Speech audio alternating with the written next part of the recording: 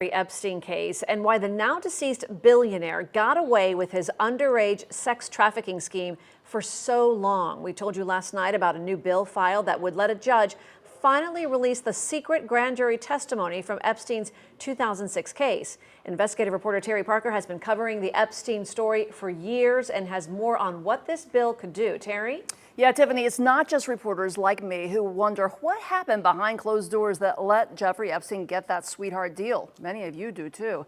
So in response, lawmakers and the clerk of court have come up with a bill that would, in Epstein's case only, let a judge release the records. And I've learned there are actual audio tapes revealing who testified, what they said, and whether prosecutors presented all of the evidence.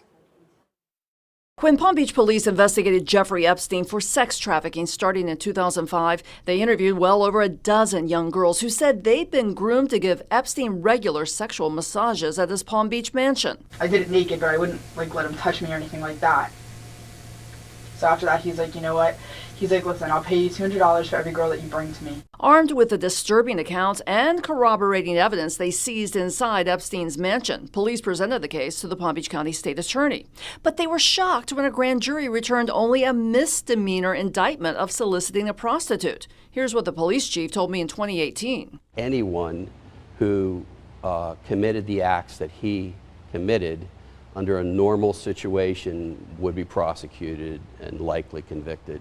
We believed he would spend the rest of his life in prison. So what happened in that grand jury room that convinced jurors to give Epstein just a slap on the wrist? No one knows because grand jury proceedings are secret. One reason is because only the state attorney presents evidence, and the defendant is not there to rebut the charges. It is problematic, and the law recognizes that and says, you know what, it's a one-sided argument. We're going to keep these private to protect that individual, to protect the jurors, and to protect the case as a whole. Now, Palm Beach County Clerk of Court Joe Abruzzo has worked with his department's lawyers to come up with an amendment to the grand jury law that would allow a judge to release those secret recordings. But in Epstein's case only, two lawmakers are filing identical versions of the bill in the State House and Senate. As the custodian of these court records, I believe we need extreme transparency and full sunshine on the Epstein case. This law, if passed, would allow the media, or quite frankly, any member of the public to petition the court to get these records. And there's more breaking tonight concerning Epstein's sex trafficking, newly unredacted documents in a related federal case against J.P. Morgan.